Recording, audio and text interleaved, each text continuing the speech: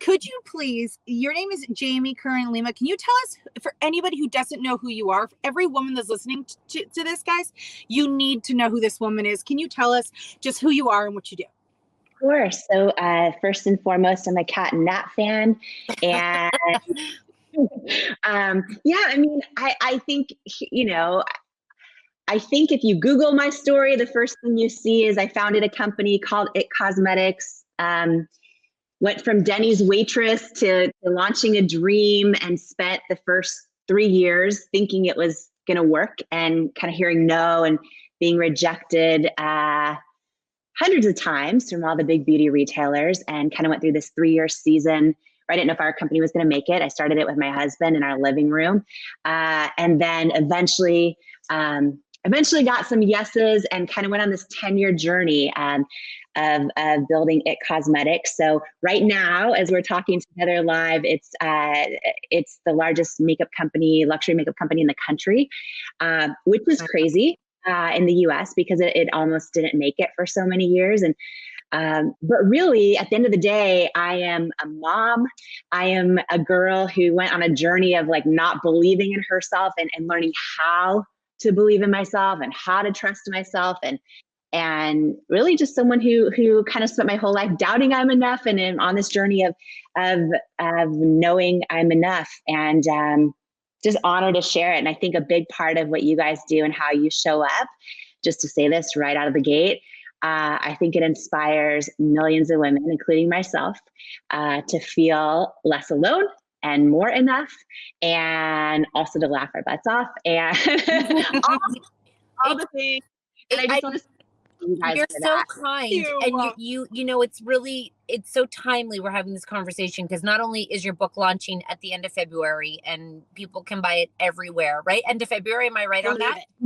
Oh my gosh, I literally just got heart palpitations when you said that. Yeah, it's Feb 23rd. So Feb 23rd, and it's called Believe It. And it's 95% of the stuff I've never shared before, but Nat has a million questions about the girlfriends and the things. I want to tell you, yesterday we did a kind of just a chat with women who are in transition, and it was just to get on live and like be like, let's talk about, like, you have vision boards, but what's stopping you from actually, like, thinking you can do it. And we knew what their answer would be, but we wanted them all to see what their answers would be. And we said, who's your biggest critic? And you can guess who they said. I'm assuming it was themselves. It was them. It was, them sitting there and being like, I am my biggest critic. And you just said you got a million no's. Like, is this I love your mug. It's my book. Oh, listen. Is this a woman thing? Is this a man thing? Is this a learned thing? You obviously went through it. But somehow going through with all those no's, which a lot of these women are like, if I heard that many no's, I would just quit. How the heck do you deal with all those no's and then continue to believe in it? Yeah. First of all, thank you for asking that question, because I think when we share these no's and we share this rejection, again, back to what you guys do every single day, helps everyone feel less alone. So thank you for even asking that. I think this is huge, because when you Google my story, you don't see that. You just see like a fairy tale Cinderella story. And I realized from getting so many DMs on Instagram that, women think like, oh, did you just have connections, or did you just get lucky, or did you? And I'm like, no. And a big part of the journey was handling the no's and how. So thank you for asking that. Yeah, just to use, I guess, one quick story that's an example of this, that maybe, because I think everybody listening right now probably has rejection in some form. And then how do you handle your own inner critic from like not taking over, right? I think when we listen to our own inner critic, and when we turn the volume up on that instead of learning how to turn it down, I think we end up literally talking ourselves out of our own truth and our own calling and our own purpose in this life. And so I think one of our greatest journeys, literally every human being, and especially every woman, and doubly now that I'm a mom, because I've been CEO of a $1 billion company and I've been a mom. Being a mom is harder. Hands down. Listen to that, ladies. Listen to that. $1 billion company. Mom is harder. Mom is harder. And I also noticed since being a mom too, which I love that you guys talk about this a lot, but my inner critic has gotten louder and you know, comparison, all those things that every human being deals with, I think gets doubled down on us when we become a mom. And so I think learning how, and you know, I talk about this a lot and Believe It, this idea of how do you turn down the volume? Like I imagine, Kat and Nat, I imagine this imaginary volume dial, literally in my own head. When I hear my inner critic come out that says, Jamie, you're not qualified, or you're not enough, or you're all these things, I have to literally imagine myself turning, or by the way, sometimes it's our partner. Sometimes it's our friends and family who love us. Sometimes it's our kiddos. Sometimes it's whoever. They mean well, but they say something like, are you sure you should quit your job and go after that? Or what do you know about doing that? Or, you know, all the things, right? And they mean well, but I've learned to like literally imagine this volume dial, and I turn down the volume on that. And I have to, and this is a daily thing, by the way, still to this day, I have to like intentionally imagine myself turning up the volume on other words that replace those words that I know are true, even when they're hard to believe. Like, oh, you might have no experience in beauty, Jamie, but you're gonna figure this out. Like you've always figured it out, or you're gonna work hard, or you're not gonna let, you know, no stop you, all those things, right? And I try to just turn up the volume on those things. And I think every single person in our daily lives needs to do this, because what I think happens is we end up, right? So when I went on this 3-year journey of hearing no's, the first 3 years of my company, and we got down to under $1,000 in our bank account, which was personal and company combined. And I was like, I kept feeling in my intuition like this, I was supposed to be doing this. Like I was supposed to be creating this makeup company that solved my own skin problems and also helped to shift culture around the kind of images we see for beauty. And I just had this big dream and it kept feeling right. But sometimes like we start to second guess our own gut when there's no proof around us that we're right. And so for 3 years, it was like all the no's, all the beauty experts like Sephora and all the department stores and QVC, they all said, no, you're not the right fit. We don't want to bet on you. We don't think you'll make us money, right? All those things.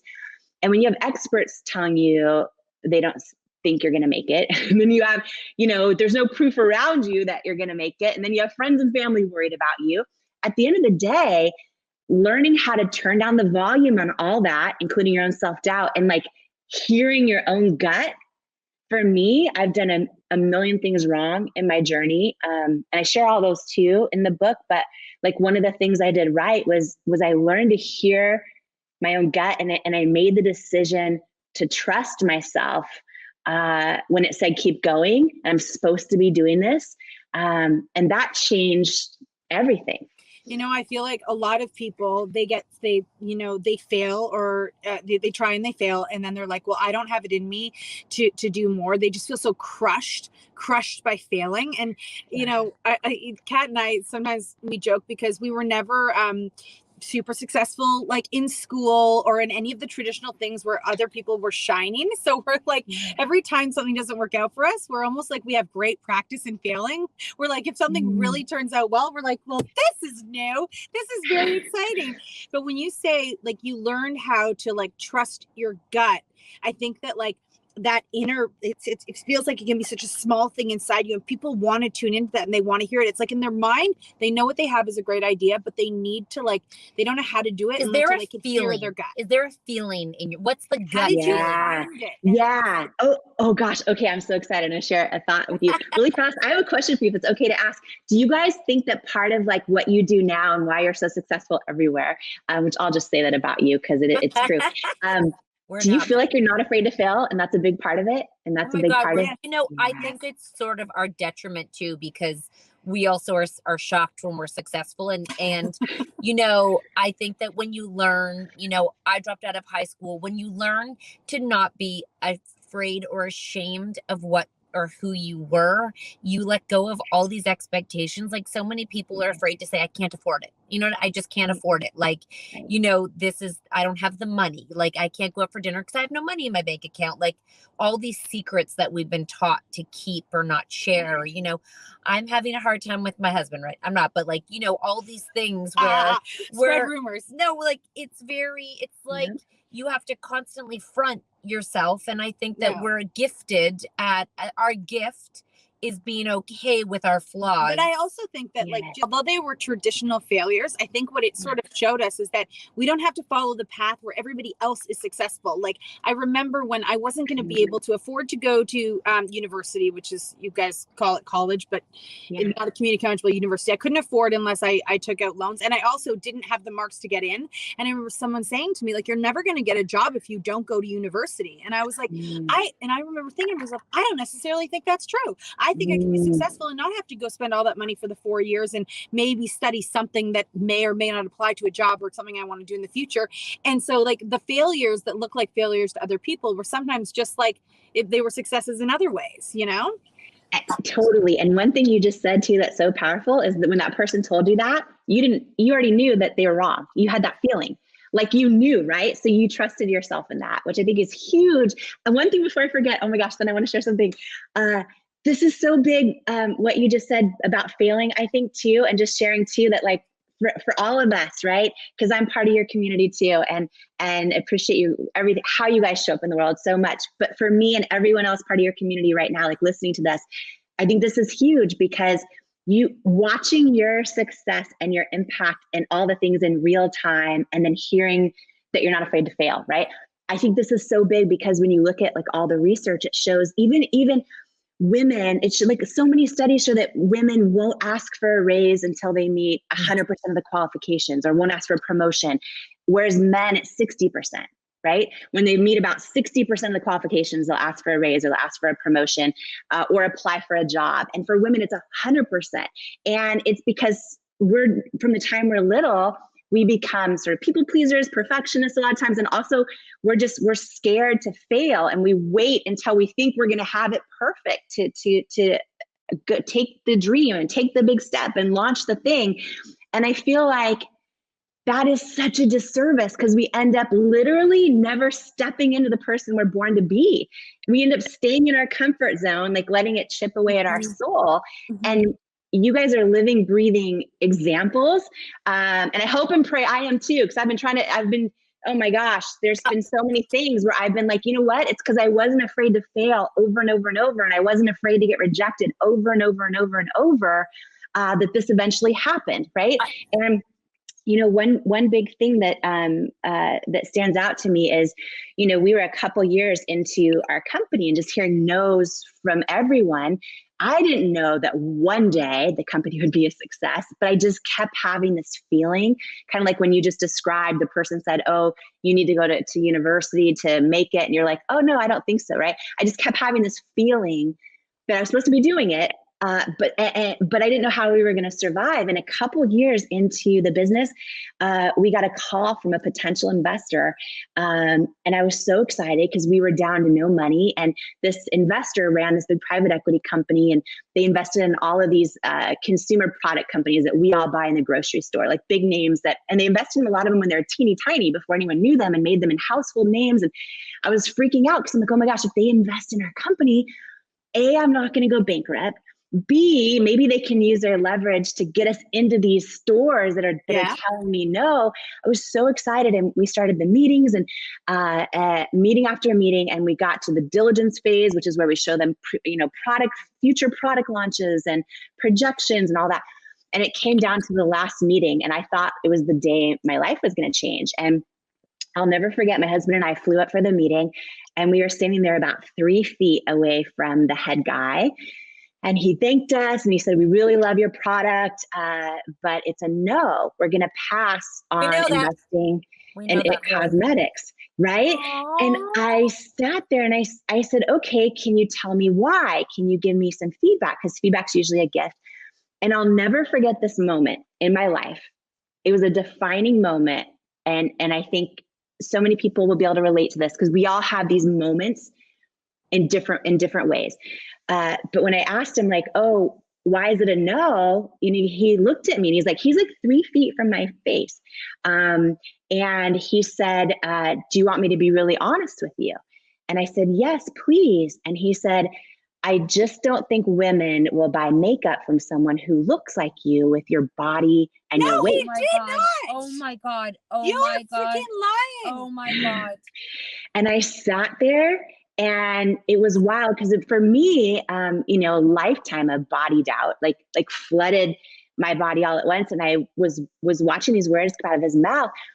2 things happened though. And this is your story reminded me of this story. 2 things happened in that moment. I mean, listen, I went to my car and bawled my eyes out. I had to figure out how to not replay those words over and over forever. But in that moment when he's literally 3 feet from me saying those words, I remember like distinctly, I remember having this feeling in my gut, like deep down inside, like he's wrong. Just like what you just said about the university. I was like, he's wrong. And I knew it, I felt it. And I also realized, oh, wow, this dude is passing on investing in my company because he's just as much, I don't want to say a victim, but impacted by the whole beauty industry too, that tells you to look a certain way to make money, right? So it fueled me more to keep going.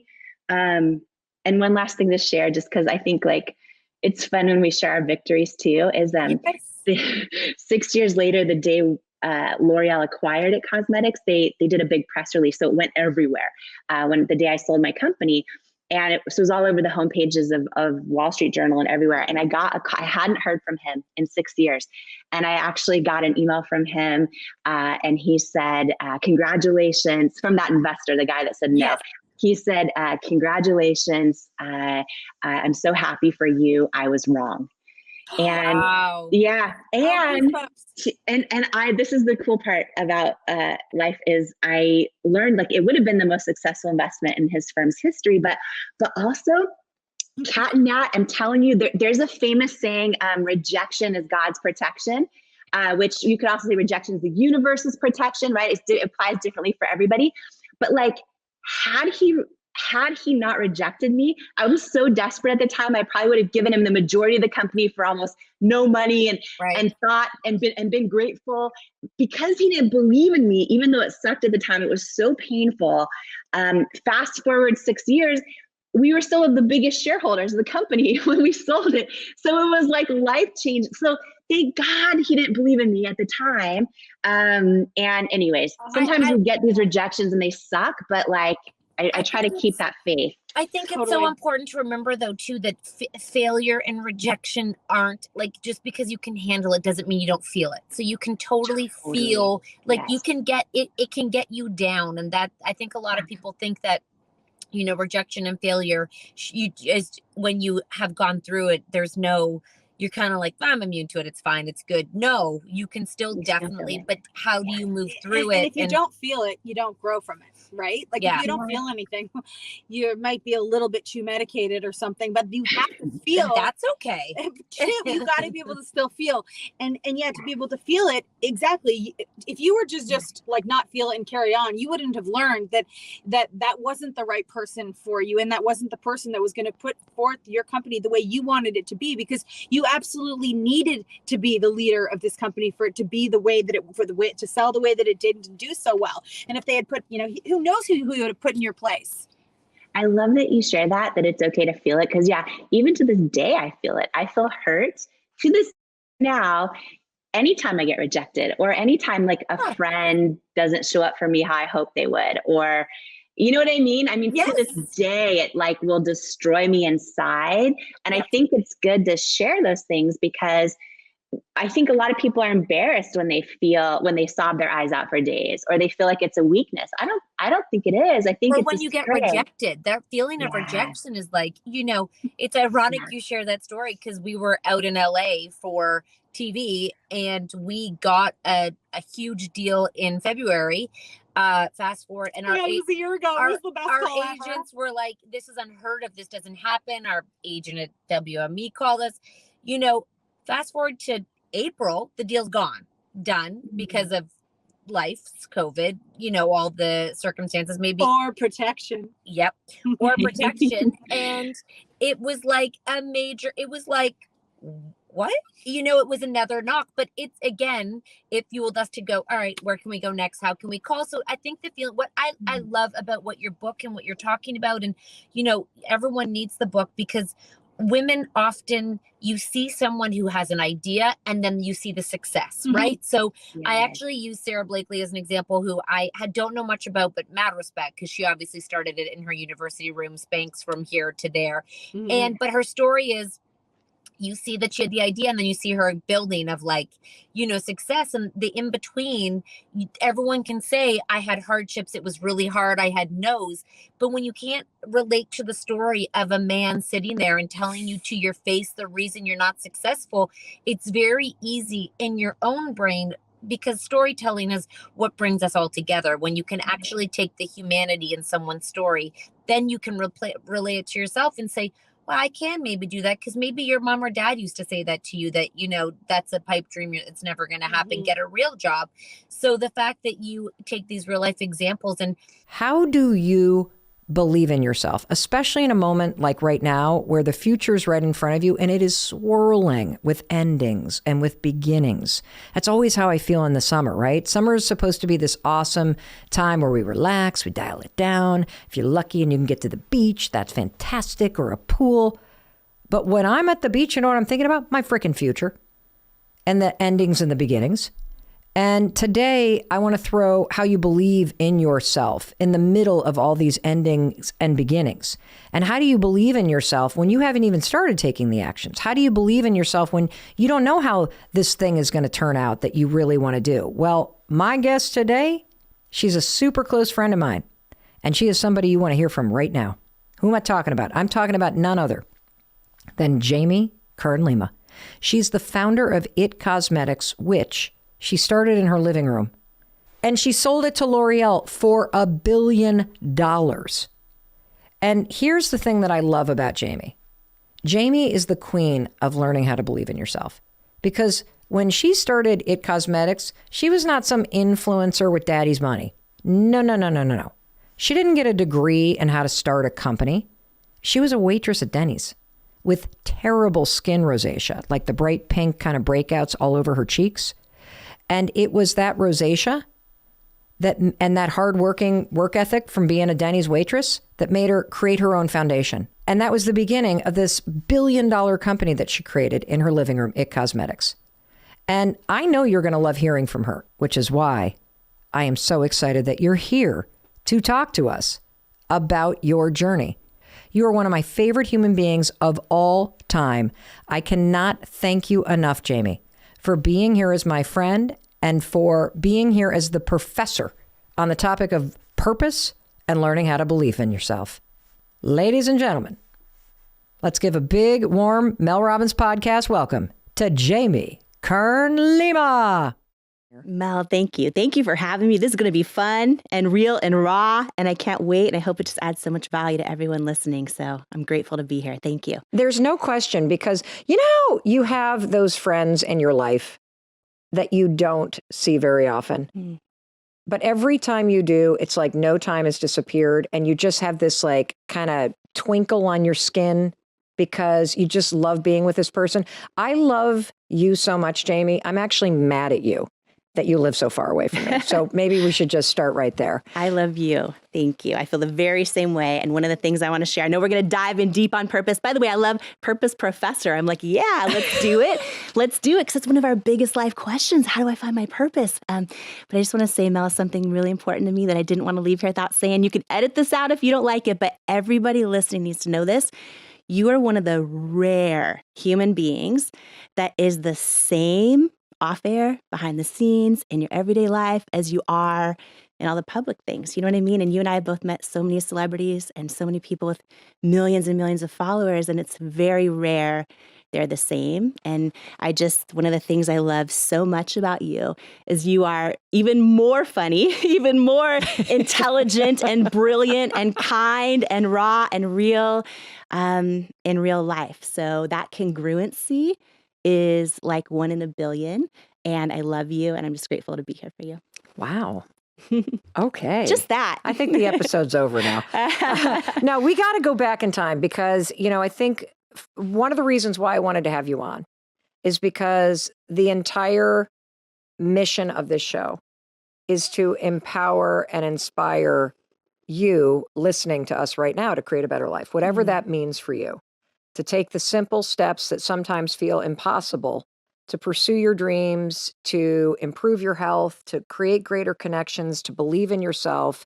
And Jamie truly is not only the professor of purpose, but her life story is a demonstration in cultivating belief in your ideas, belief in your intuition, belief in God, belief that things will turn out.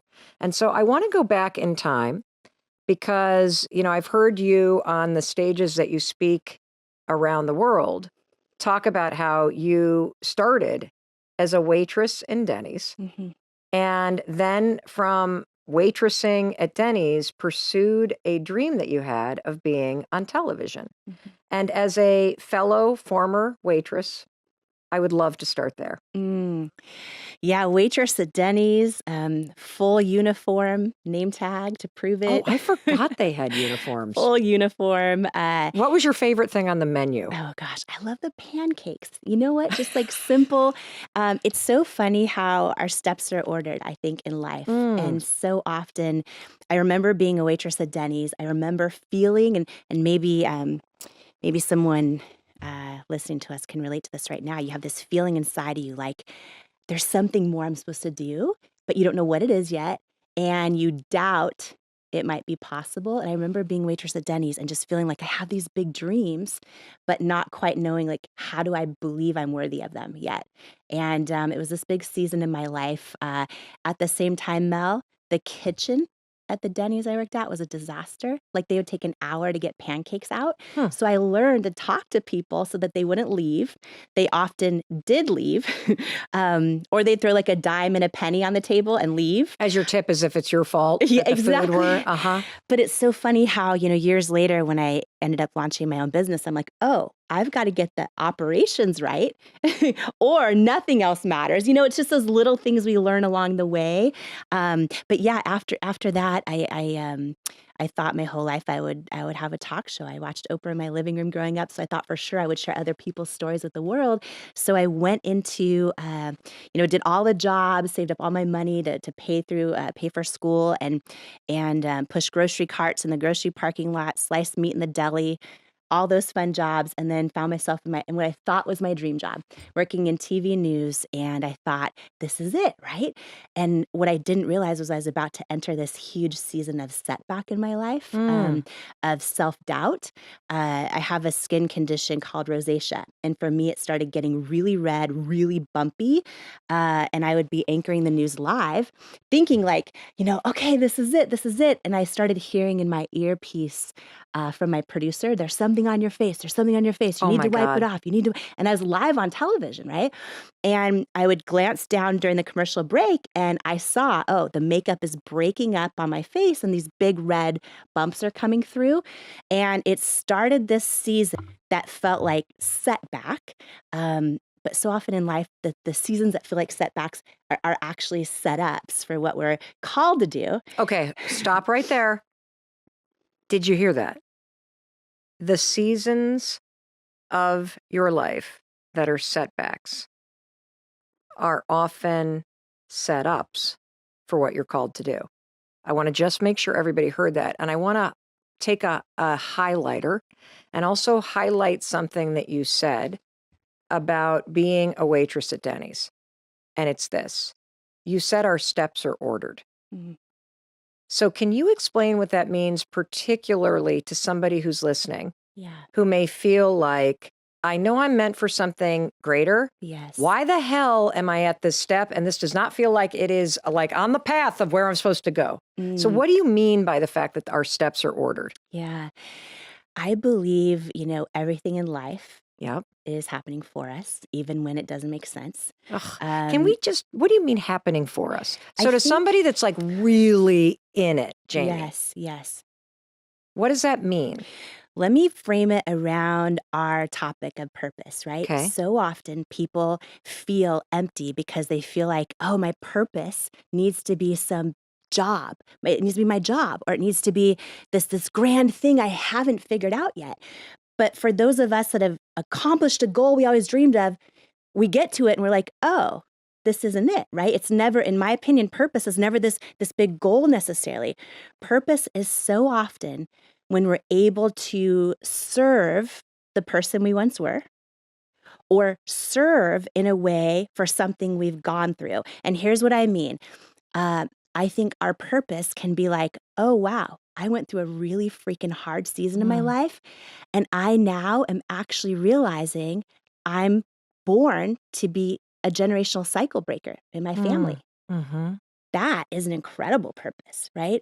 Purpose can be like, oh, I've been having a hard season for a long time. And when I actually just take a minute and say hi to someone else who's lonely, maybe it's like in the coffee line at Starbucks, maybe it's the neighbor down the street, whatever it is, you feel in your gut a sense of fulfillment, like a sense of alignment when you're doing something in your purpose. And I think that the big mistake people make is they think it's this end goal, right? A lot of times when people hear my story and they hear the, oh, Dennys waitress builds $1 billion company, they think my purpose was to be some big entrepreneur. It wasn't? It wasn't. What was it?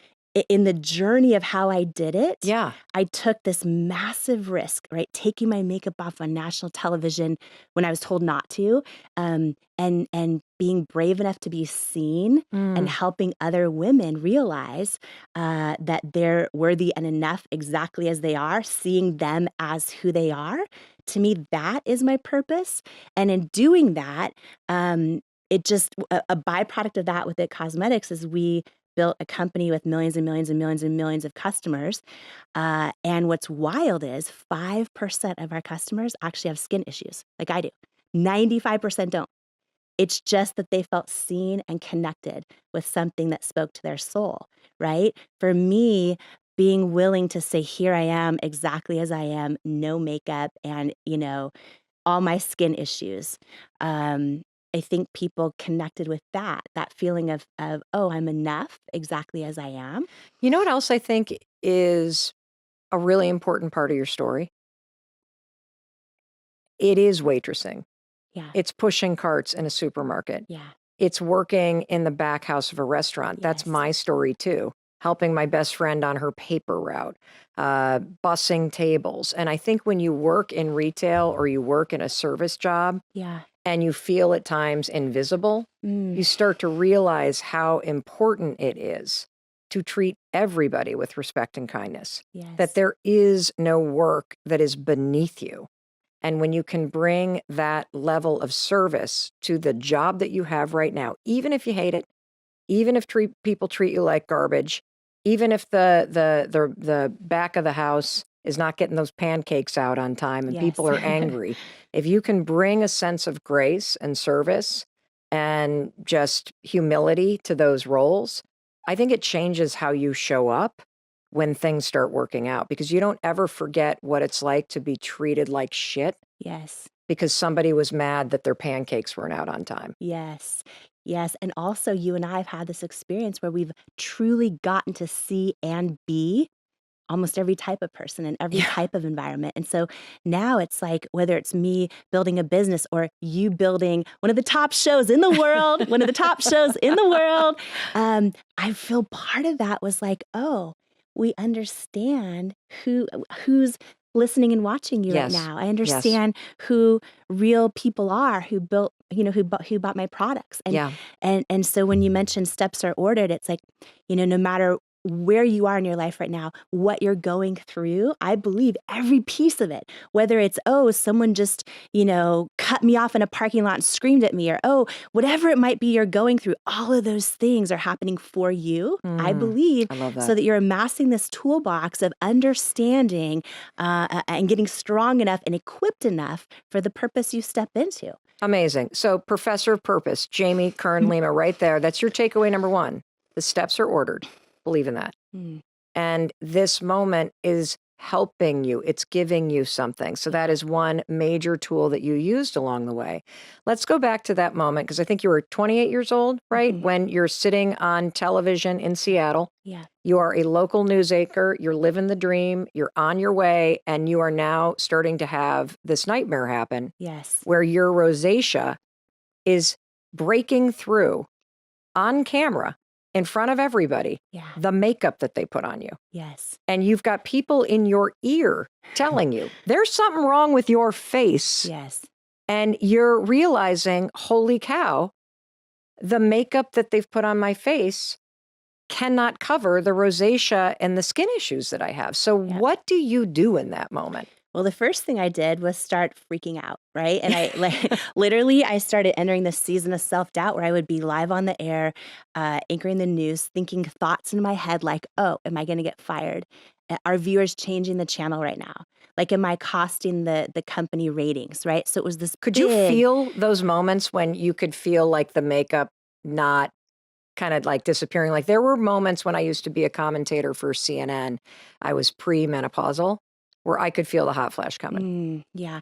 I didn't feel it until they said it in my ear and in my earpiece. And then what would start to happen was I would get so nervous and stressed out because I kept trying to cover it during commercial breaks. I could feel my heartbeat in my ears. So what I remember is like anchoring the news live and sometimes you have to be happy, tell this happy story or you're serious telling. And I just remember my heart beating in my ears, hoping people weren't changing the channel. And, oh my God. And it started this thing where I, would spend it's funny. I was anchoring the news and people think when you're doing that, you must have all this money, but you really don't get paid much at all. And I took my little paycheck that I had and started spending it on department store makeup, professional artistry makeup, drugstore makeup. I couldn't find anything that worked. And I had this idea one day, like, oh, if I can't find anything that works for me, there's probably a whole lot of other people out there that feel like makeup doesn't work for them. And it was sort of this idea where I was like, if I could figure out how to make something that worked for me, it helped a whole lot of people. And that was my knowing or this gut feeling. But then my head, Mel, was like, oh, but you got no money, you got no connections, no one in the beauty industry, you're unqualified. So I sat in this place, right? And we're talking about purpose. I had this gut feeling like I was supposed to go for this thing, but then my head was like, oh, but here's all the reasons why you're not qualified to do it. Plus you're in your dream job, right? And I sat between those two. And it wasn't until I had this big aha moment of why I needed to do it that pushed me over the edge. Okay, so what is the aha moment? Yeah, so I realized one day, I'm like, this makes no sense. There are thousands of makeup companies out there. How does nothing work for me, right? Then I had this moment where I realized I've never seen a model with bright red bumpy skin saying, selling makeup. Like you always see these photoshopped, airbrushed models. And I realized, Mel, like, wow, my whole life, I've actually loved those beauty commercials and I love seeing the magazines and I always aspired to look like them. But deep down inside, they always made me feel like I wasn't enough. And I had this moment. I was literally on the news set when this happened where I was like, wait a minute. What if it's not just about launching a makeup product? Like what if I could actually figure out how to do it, which I had no idea how, and I had no money. But it's like, what if I could actually launch a product that works for me? And what if I actually put real people as models, like every age, shape, size, skin tone, skin challenge? What if I use them as models, call them beautiful, and mean it for every little kid out there who's about to start doubting themselves and every grown woman who still does? And that deep source of pain from how I was feeling not enough and what could I do about it? That, in my opinion, is one of the strongest ways to find your purpose. It's what has just destroyed you or hurt you that you've maybe made it through. Yeah.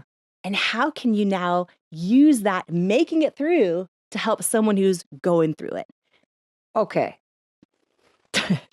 That's like a mic drop moment from our professor of purpose, Jamie Kern Lima. So again, I like to unpack these things to make sure this is a, I always say this is not just a listening podcast, it's a doing podcast. And I want to make sure nobody's left behind. Yes. And there was billions of dollars worth of wisdom that you just dropped. And so I want to try to unpack it for anybody that is listening to this and you have this sense that you're made for more. Yes. So one of the things that I heard is look in your life and see what problems or frustrations or things that you're struggling with that feel like a setback. And Jamie gave you the example of the rosacea on her skin and her inability to find something that actually could help her solve this issue of being able to cover it up so that she could do her dream job. And that setback is a setup for something new. And then get out of your own sort of selfish or self-loathing or the self-excuses and the self-pity and remind yourself that there are 8 billion people on this planet now. There are other people that are dealing with this. Yeah. And that if you can figure out how to put your energy into making this better for yourself and you bring other people into the fold with you, you now have something that's worth working on because it helps you and it's going to help other people. And I also want to point something out that Jamie will not tell you, but I sure as hell will. And that is that this was about 14 or 15 years ago. So we're talking 2007, 2008, correct? Mm-hmm. In my opinion, Jamie Kern Lima is the reason why we have this real beauty movement. There always has to be the first person, and she was it. So when you look around the internet and social media and you see people doing naked faces, that was not something people did in 2007. It was all airbrush. It was all perfection. That was the beauty standard. There were no plus size or curvy models. That was not a thing back then. And so you've got a woman who is sitting in Seattle, who has no experience and no money, deciding that she is going to not only figure out how to create a makeup line for people who have issues with their skin, but that she's going to do something nobody has ever done, which is put real, normal people like you and me into her campaigns when she finally gets this figured out. And she's going to show people what her skin actually looks like in order to sell it. I mean, that was a revolutionary idea. She was the first. And I'm telling you this because you could be the first. You have something inside of you that is a problem, something that you can solve. And you could be the first to change the way that people think about an issue. And so, Jamie, let's pick up the story because how do you go from this aha moment like, oh my God, oh my God, oh my God, to doing something? Yes. Because I think some of us have aha moments, right? Yep. And then we but we don't do anything. Yes, because we doubt him. We doubt him. We think like, oh, someone's already done it. Yes. Or, oh, whatever. First of all, if you're out there right now and you think, oh, you have an idea or a way you want to show up in the world or someone else you want to help, but you think, oh, someone's already done it. Literally, there's only one of you in the entire universe, which by definition means no one has ever done it the way you're going to do it. So when I launched this. Say that again, Jamie, for the people that are like, whoa, whoa, whoa, kids. Calm down. Wait, Jamie just said something. I was doing my dishes. Say that again. Talk about the fact that this matters. This is huge because I think the biggest reason we talk ourselves out of things is we think, oh, someone's already done it. Yes. Someone's already done it before, who must be smarter than me or more talented or more whatever it is than me. And what I have learned and then proven. And I want to tell you too about I'm going to get so excited, Mel, because when you do this thing, like, don't be shocked then when there's millions and millions of rejections and people don't get it, right? Because it's never been done before, right? Oh, yes. Because there's only one of you. There's only one of you doing it the way you're going to do it. But just to recap that, there is literally only one of you in the entire universe, right? And so if you are going to show up to this world authentic, that means whatever you do, if it's authentic to you, it's actually by definition, it's never been done before, right? And so when you show up that way, don't be surprised if not everyone gets it right away. Or, in my case, all the experts I put on pedestals all said no, that this idea of how I wanted to connect with women, they thought it wouldn't work and they thought I wouldn't therefore make them any money. But can I ask you a question real quick? How did you go from the aha? Yes. To starting. So what did that look like? Like, because I think like if you're in this space where let's just use an example. You've never actually, you don't know the first, you have this thing about catering that you just can't get it out of your head. You want to do these events, you've never actually done this because you had never done anything with makeup. You had no idea what you were doing. Yep. You have an idea and you have an aha moment. Mm-hmm. What was the first thing that you did to start to make this real? So leaning on that, why I had to do it and why it felt like it was going to be part of my purpose was a big thing that helped me actually take the risk, quit my job. Wait, you quit your job because you had an aha moment? Yeah, it was deep. I was like, if I had, what did it feel like?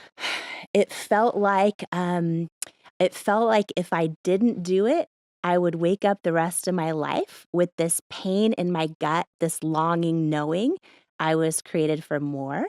It felt like if I didn't do it, I would have the pain of regret.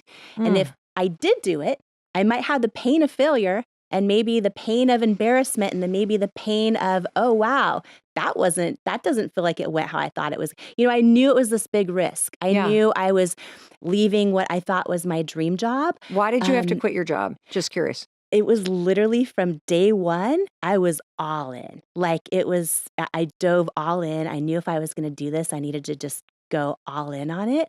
I started, I do not recommend this, but I started working 100-hour weeks from the beginning. I was so freaking passionate about it. I couldn't stop thinking about what if I can actually figure this out.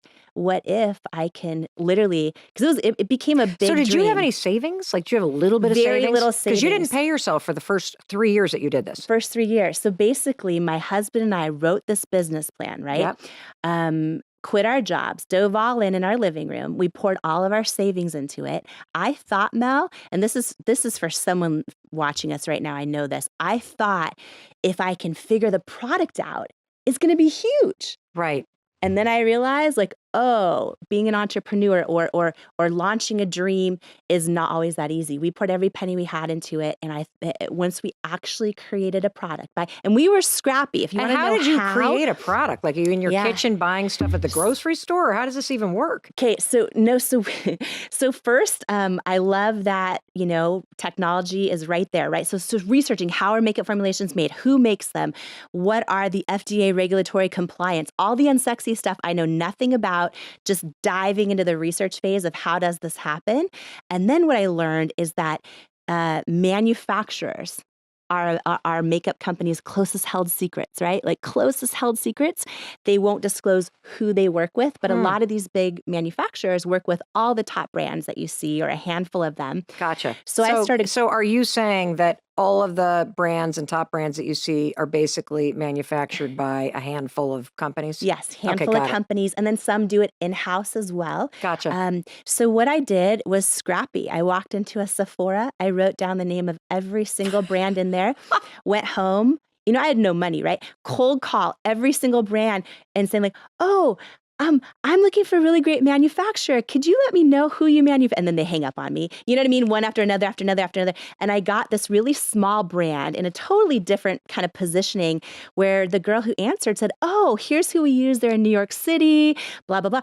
So that was my first manufacturer. Reached out to them, had a meeting in person, had no money, poured this idea out to them. They took a risk making me samples. And that's how it started, was just really being scrappy and trying to figure it out. All of our money had went into the product development formula and the advisory board of the product. Yep. And I thought, okay, now we have a product that works for me, right? This was after hundreds of formula iterations. I thought that was going to be it. So is this year one or year two? How long did this take? Yeah, it took a good first year to get that product. And then what I started doing was sending it to everyone I thought was just going to believe in me instantly. So I sent it to Sephora and Ulta Beauty and all the department stores and all of the online retailers, QVC, which is, live television shopping channel. And I thought, oh my gosh, this is going to be huge. Every single one of them said no after no after no after no. And to your point, it became 3 years of not being able to pay myself, 3 years of hundreds and hundreds and hundreds of no's, of crying myself to sleep at night. Were you and your husband like fighting like crazy? Like, you should go back to work. You should, but why do we do that? Like, were you like doing that? You want to know what it was? Yeah. We still believed in it, but we weren't sure how we were going to make it. It was like friends and family that were like, wait, you quit your job? Are you sure you should have quit your job? Or wait, you still haven't made any money? Like, it's been 3 years, right? So you hear all of this, the voices get so loud. Yeah. The loudest, though, were my own self-doubt. You know, sometimes we take a chance and go for something because our gut is telling us to do it. And then all of a sudden you face all this opposition and you start to question, is my gut wrong? Is my knowing wrong? And there were so many times where I would literally get another brutal no from, Sephora or QVC or whoever it was. And I would just literally cry myself to sleep. I would pray about it and be like, God, I feel like I'm supposed to be doing this, but nothing is going right. Talk to me about the idea of who we can become. What is it you want us to believe? Yeah. My biggest hope, prayer, intention is that each person closes this book and is better able to hear their own gut and trust themselves. And what I mean by that is, I think what Jay-Z said is so right? But I also think it's not a victory because we're told so many times, keep going, don't give up. Like since the time we're little kids, we watch, even if we don't play sports, we watch movies and kids are taught, just don't quit, don't give up. I actually think it's a failure if we don't ever learn how to tune in and hear our own gut and our truth and our calling, and then we just keep going and don't give up anyway, and we're not on the right path. And what I mean by that is, since the time I was a little girl, I'd watch Oprah in my living room, and I just had this knowing, oh, I want to interview other people. Like my whole instincts, Tom, I literally just want to ask you questions right now about you and Lisa, who I'm obsessed with, and like that's my who I am, right? I love other people's stories. And so I knew that's what I always wanted to do for my career. So, eventually that's what I did. I was working as a journalist. I was working as a television news anchor. And when I got that problem, and I mentioned earlier, that skin problem, I was at this moment in time. And I think, hopefully everyone in Impact Theory community, like wherever you're at in life right now, at this very moment, I believe everyone has a knowing inside of them. I don't think it matters if they have a faith or no faith. I don't think it matters any of that. I think everyone universally has a knowing or a truth inside. And I think most people never learn how to get still and hear it. And most people, if they do get still and hear it, they're going to know right now, live, while they're listening to you and me, are they in the right job they're supposed to be in? Or are they playing it small? Are they in the right relationship? Or are they in it and dimming their own light because of fear that maybe they'll be alone? We all have a knowing, right? And, what I'll say about the idea of giving up, leveling up, all of that, I think it's so important that, in that moment where I had and again, let me just say, there's so much I did wrong, and I share all that stuff too. But one of the things I did right was when I had this gut feeling as I'm sitting there with this skin problem, this gut feeling, oh, you're supposed to figure out how to create a beauty company. Even though I knew nobody in the beauty industry, had no connections, had very little money because television news does not pay very well. I had that knowing, right? And yet I was sitting there in my dream job. Like that was my dream job since the time I was a little kid. So I think sometimes like knowing when to let go of a dream, knowing when to quit is actually a victory too. It's actually as important as when to keep going, right? And so with Jay-Z's quote, the genius thing we did was we didn't give up. I think that applies only if someone hears their truth and says, all right, I have this knowing I'm supposed to be doing what I'm doing.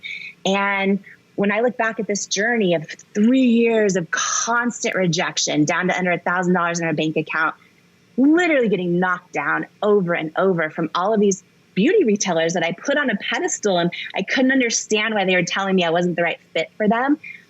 Every time I would check in with my gut, right? And maybe so many people out there can relate to this because you You feel like you're doing something you're supposed to be doing. But like for me, there was no proof around me that my idea was right. There was no traction in my business. There was nobody saying, yeah, that's a great idea. Let me buy your product. And then I'm going to the beauty retailers and they didn't believe in the brand. And everything around me was saying, you're wrong. And the easiest thing in life is to confuse that with the truth. And I think the only way we know the truth in life is when we get good at getting still and hearing that inner knowing.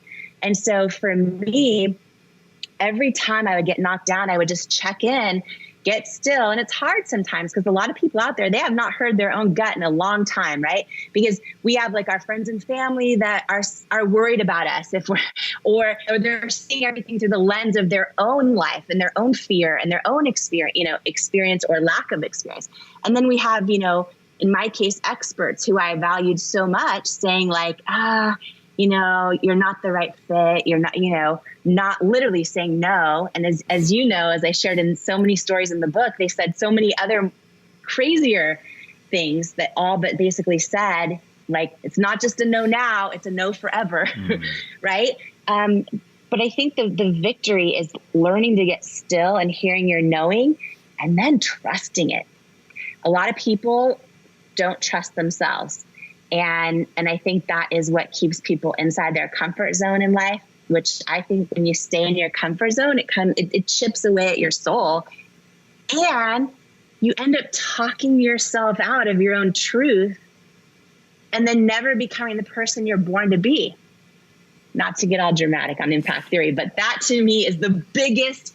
And listen, to me, it's not about the outcome. Oh, here's how to create $1 billion company. It's about the journey of, are you stepping into all of who you are and the person you're born to be? And how do you do that? All right. That was amazing. Do you believe that your optimism allows this all to work? Because if you are looking at losses as in, well, this was meant to be part of my journey and this scar is actually attractive, because that's how I think about it. I think about all those losses as scars and like that scar giving you character and that's attractive. Do you believe that optimism was an incredibly big factor and ingredient in your success?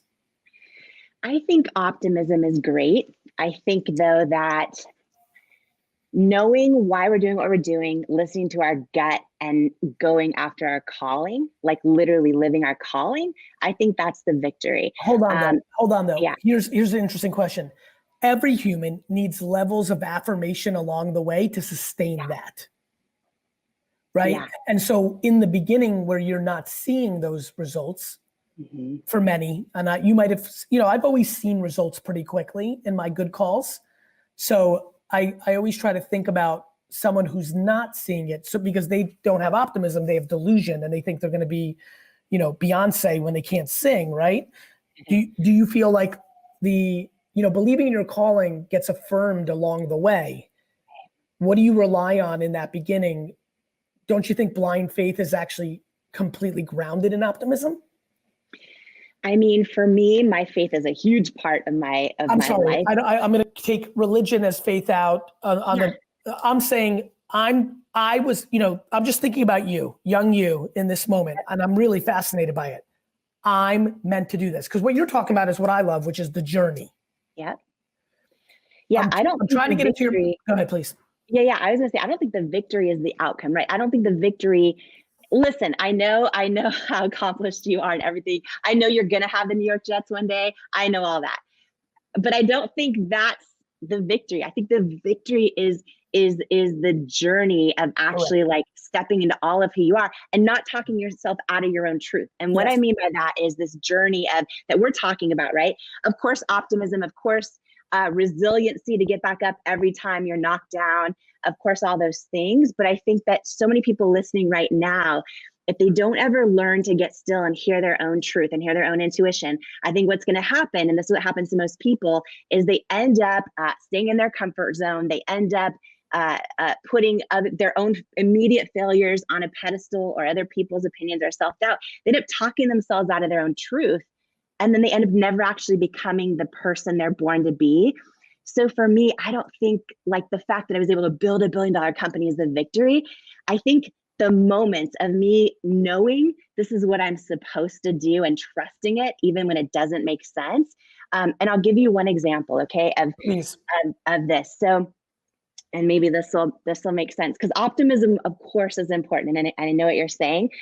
But I think the biggest thing is learning how to hear yourself and trust yourself. I really believe that. There was a moment. How do you define that as a term? Because I view that as self-belief and confidence and optimism. I think that you're such a, very quickly I'm like, oh, okay, this is my sister. Like literally within the first 3 seconds, I'm like, oh, I see. So I'm trying to do, and I apologize because I'm hoping a different voice might do this for the listener. I'm trying to figure out what words you use to quantify. I fully agree with you, everything you're saying. I'm wondering if you view optimism as, so I think optimism, similar to what we were talking about earlier, sometimes gets pegged as delusion. Yeah. And I've been thinking about, you see where I'm going? Because I could almost feel you doing that right now. And I'm like, I get you, sister.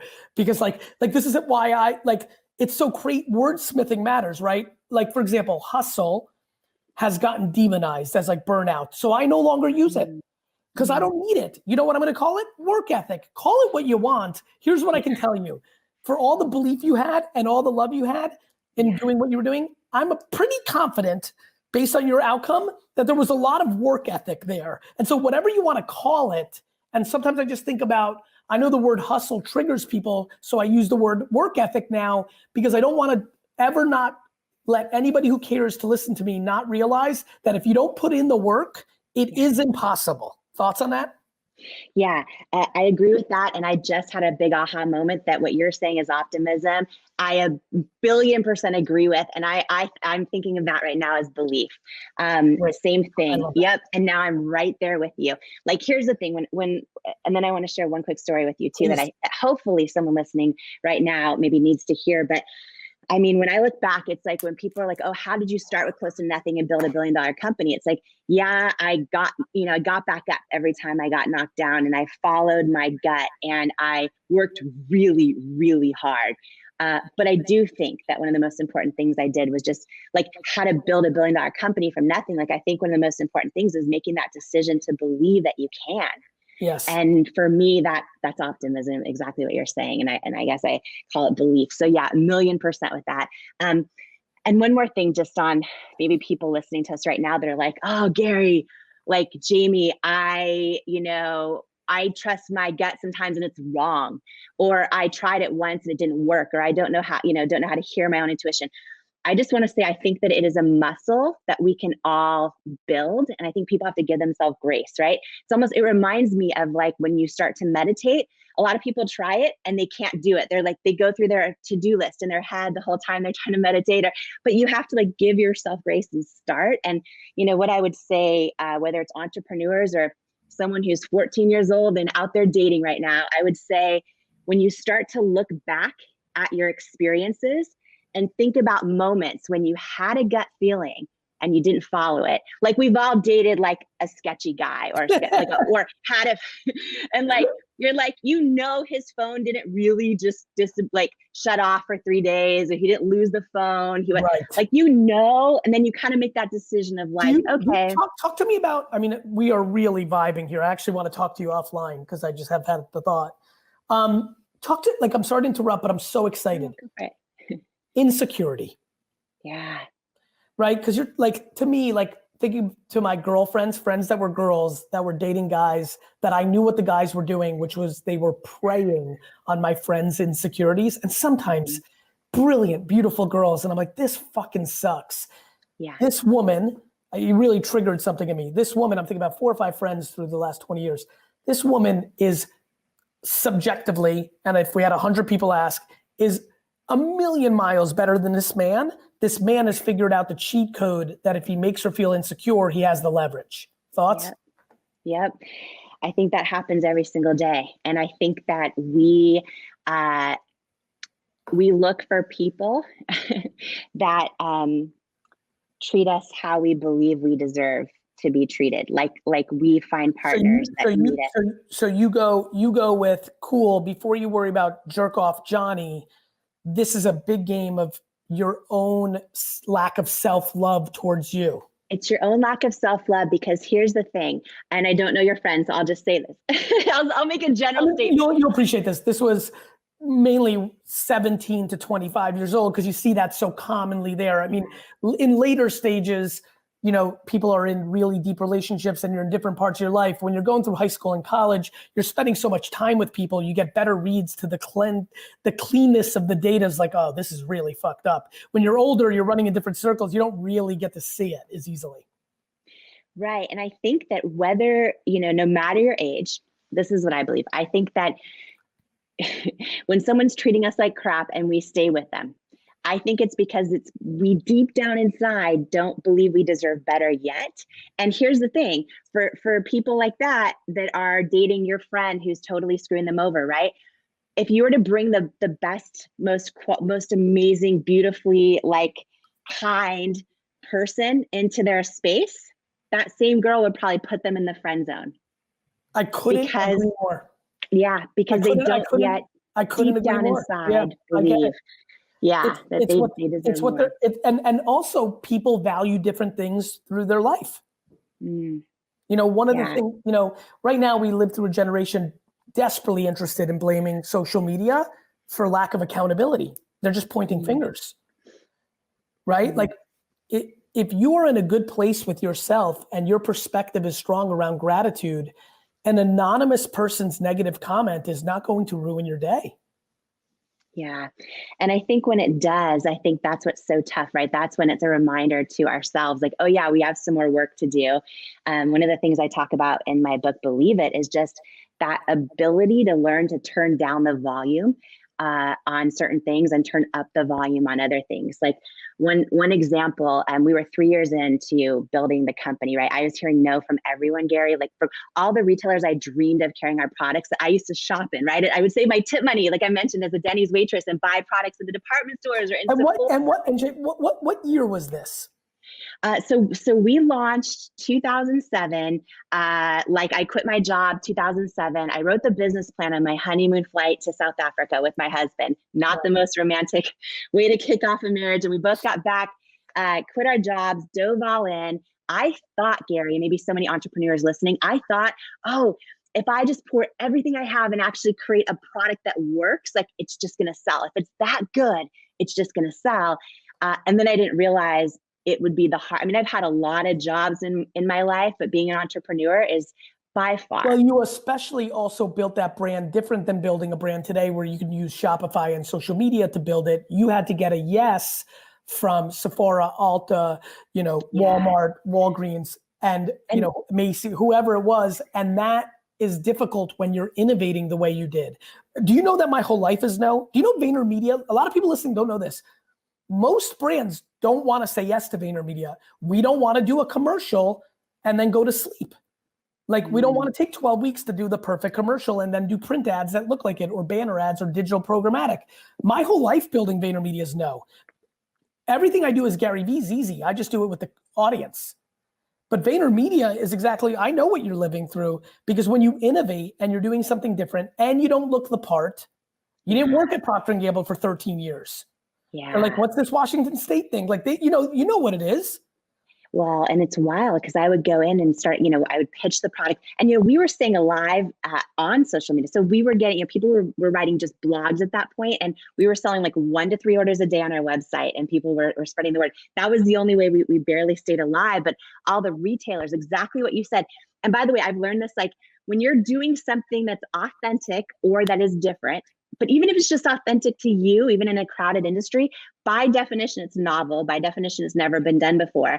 And I really believe, looking back now at this journey and everything, I believe that like even a lot of visionaries, touted visionaries, I think they can't imagine anything being successful unless subconsciously they have proof in the back that they've already seen it and it's already worked. So it's like, of course, so many people are going to say no to your dream or doubt your dream if they've never seen it done before. And we had 3 years of every single beauty retailer saying, no, you're not the right fit.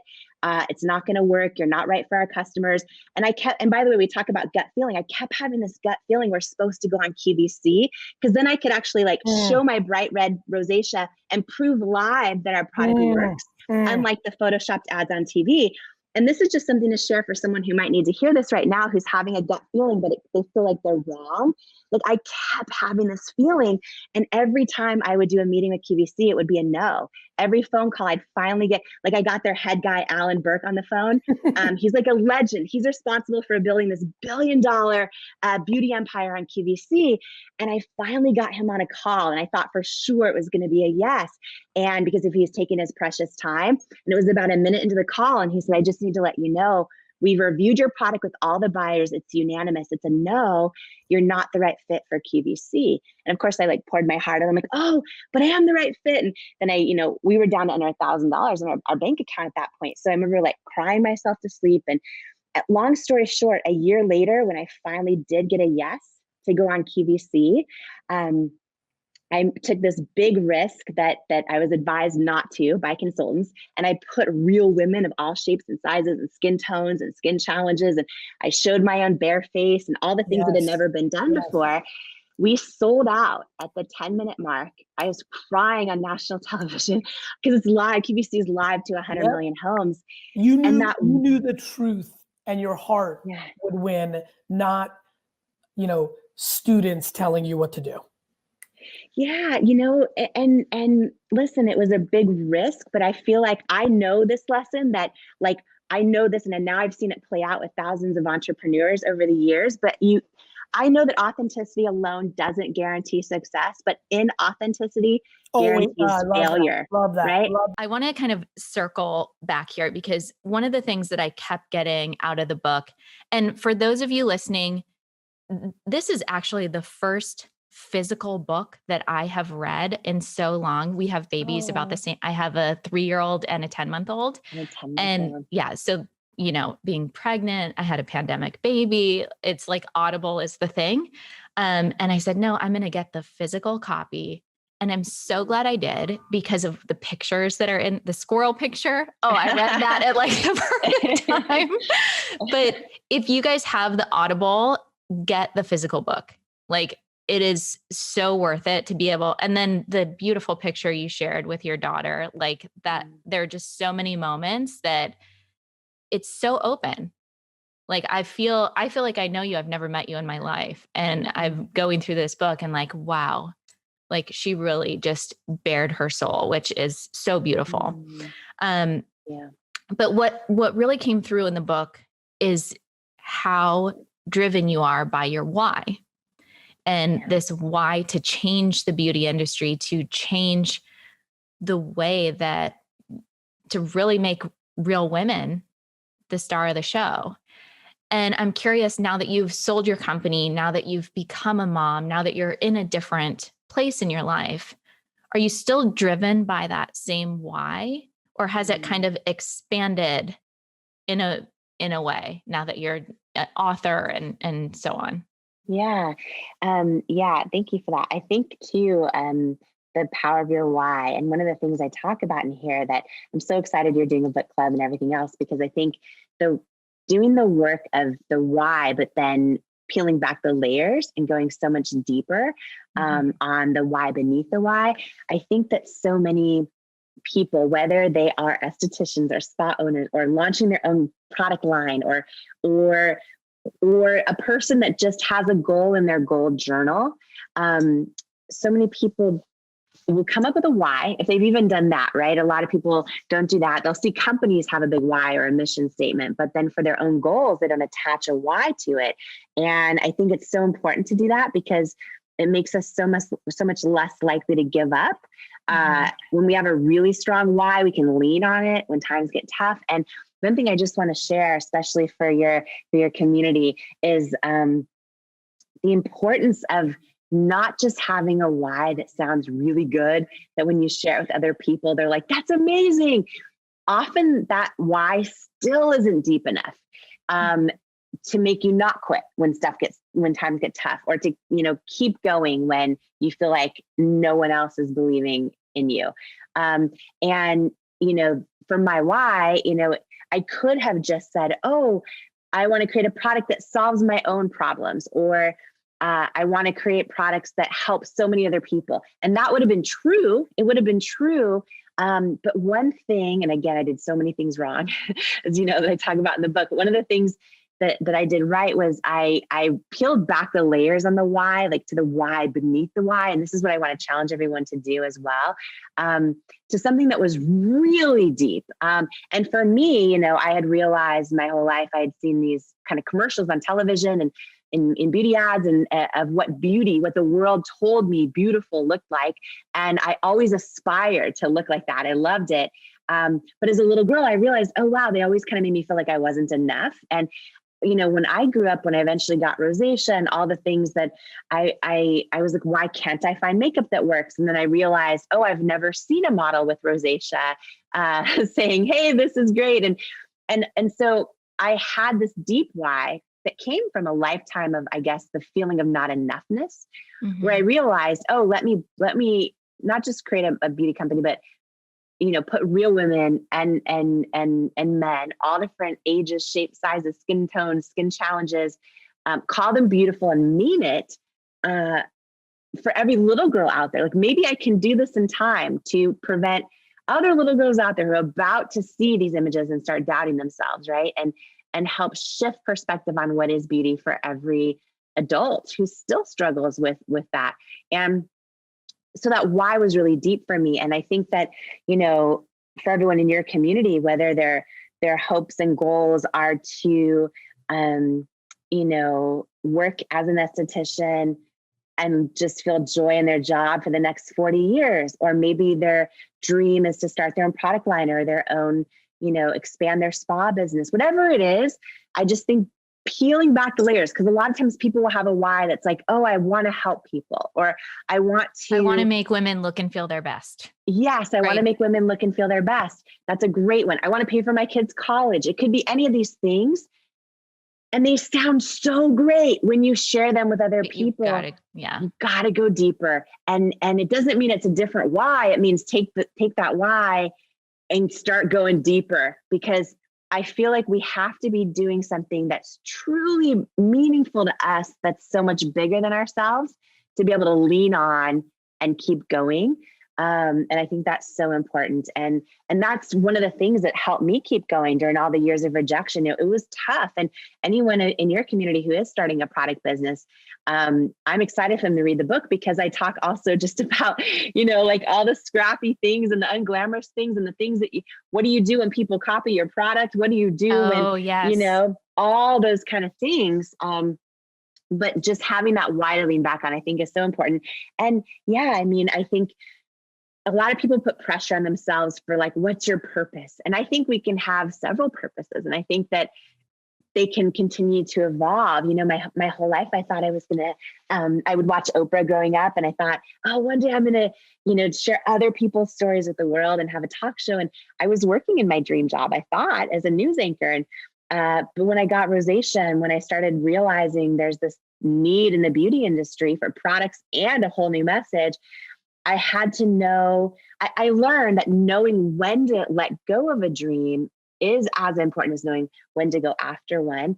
And my purpose shifted in that moment. And I chose to kind of trust myself in that. And, you know, now as a mom, definitely, like definitely. And also just, you know, I had a moment, I don't talk about this in the book at all, but just to share with you, I had a moment about 2 years ago where I'd all of a sudden realized, oh my gosh, I was in my living room for years. We built to bigger offices, over 1,000 employees, sold to L'Oreal. And I was sitting in this corner office that was brand new. It was my first time sitting in this brand new corner office at the It Cosmetics headquarters. And our new offices were over 60,000 square feet. And my office overlooked the whole Manhattan skyline. And I had this huge bathroom. I don't know why I just felt like a bathroom was a big deal. Like, I have a bathroom. And it was like an office bigger than almost any home I'd ever lived in. And I sat there in this moment knowing a couple things. And I just was like sobbing in my office going, wow, this is so beautiful. The art on the wall. Where am I? This is not how I was raised. But also, wow, like I made it. Like that dream became this reality. I felt like I was in the movie Devil Wears Prada, looking around, going, where am I? And I could have stayed there, right?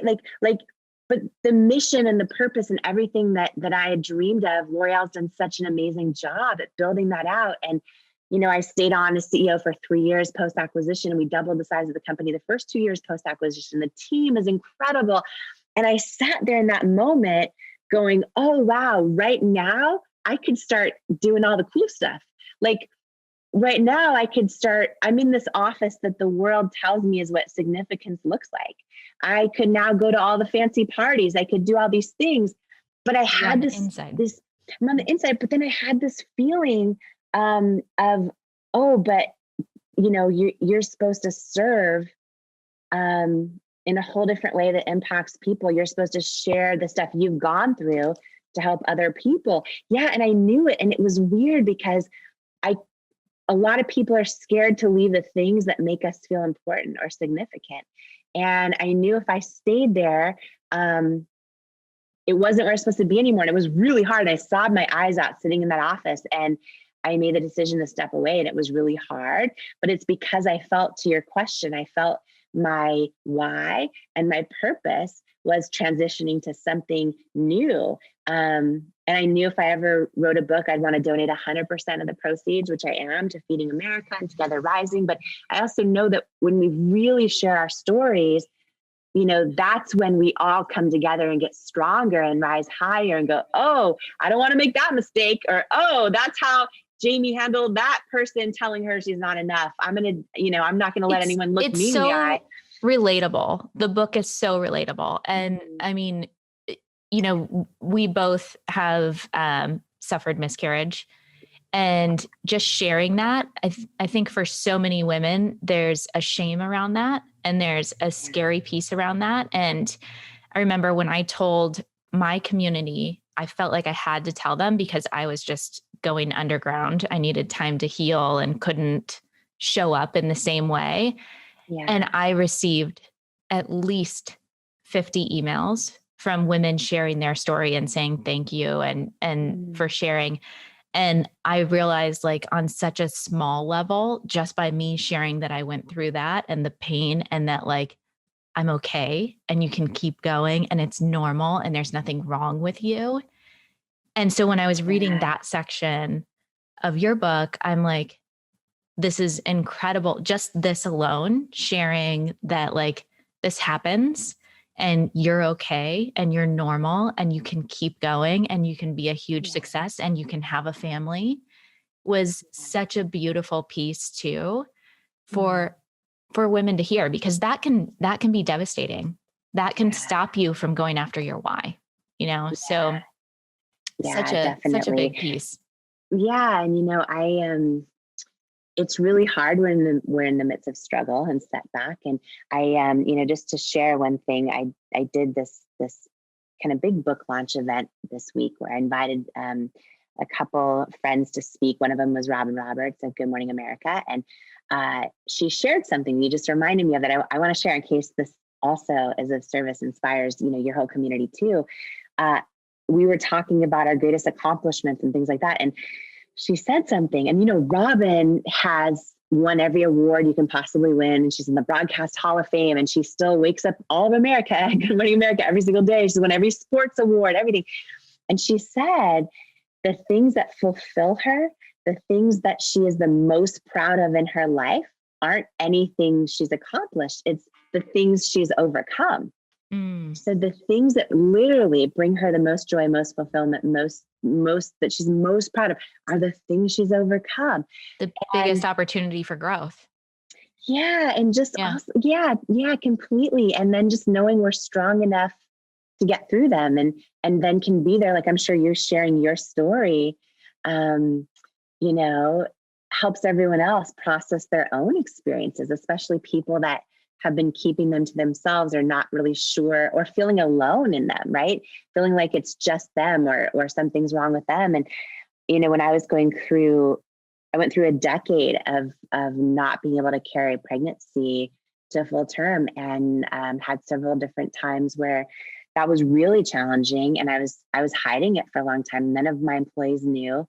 And we were doing fertility treatments and all the things. And, you know, I felt like my body was betraying me, like my body was failing me, and like, you know, what was supposed to happen wasn't happening. And there's so many emotions that come with that. And, you know, I had also found out by surprise I was adopted, and there's so many things.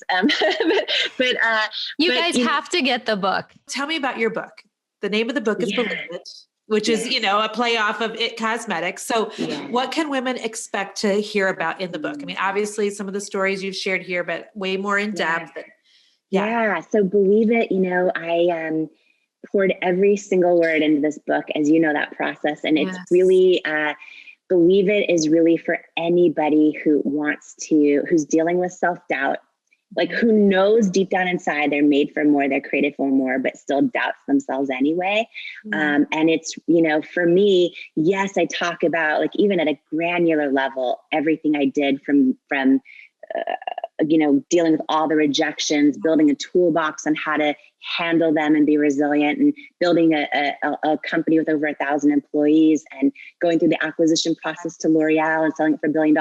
I talk about all that stuff, but really what this book really is my story of a girl going from not believing in herself to learning how to believe in herself, and doubting she's enough to knowing she's enough, and really learning how to get still and hear my own voice and trust it, hear that inner knowing and trust it. And, you know, I really wrote it because, you know, I know that it's not just my story. I know it's a story of so many other people out there, like right now, who are on their own journey of learning how to believe in themselves and trust themselves and know they're enough. And so, it's called Believe It. And I'm donating 100% of the proceeds and my author royalties from it to Feed when America. you told me that, I'm like, what? Okay, who are you donating the proceeds of the book? Well, first of all, when does the book come out? It comes out so February 23rd. February 23rd. So this is such a big celebration time right now. And there's lots of free gifts we're doing just for the big celebration. Tell the ladies, where would you prefer they go buy it? And let me just tell you that I have the coolest audience ever, Jamie. Like, when I tell them, like, ladies, you're going to love this, go buy that, they show up for me, and they're going to show up for you. So I love the community that we have. I've also explained to them how important book orders are to authors. You know what I mean? That even if, like, you're like, I'm in a season of life where I don't have any time to read the book, pick it up anyway. Maybe you'll get a chance in a couple of years. But so where can they get the book? And then tell them where all the proceeds from the book are going while I blow my nose because you made me cry. Okay. Oh, I love it. So you can pick it up anywhere books are sold. And from indie bookstores to Target and Amazon and Barnes and Noble, all the retailers are on BelieveIt.com. And so the book's called Believe It, and 100% of the proceeds and 100% of my author royalties are going to Feeding America and Together Rising. And on BelieveIt.com, the only reason I bring that site up, so the book's called Believe It, and BelieveIt.com is where we're giving all the free gifts. So if you grab the book anywhere, and you go to BelieveIt.com just for the big celebration of the launch and the week after the launch. What do you have going for free gifts? Because that is brilliant, and I should have done that. Well, you know, I did. So I wrote this it's a 95-page action plan on really like how to implement all the lessons from the book into your real life. Yeah. And so that's free for anyone. We're doing it just for the big celebration for the week. Okay. And then I also filmed a course called Becoming Unstoppable, How to Overcome the Things Holding You Back. And that's free also just for the book launch. And then both of those are going away. I'm never selling either of them. They're just something I did to promote just to give for free to promote the big celebration of the book launch of Believe It. You're awesome. Okay. So they need to go to BelieveIt.com to take advantage of all of those. Ladies and gentlemen, rock this house and welcome to the stage, Jamie Kern Lima! Baby Kern Lima! Every single one of us has had someone tell us we're not enough. Every single one of us has had someone say words to us that hurt.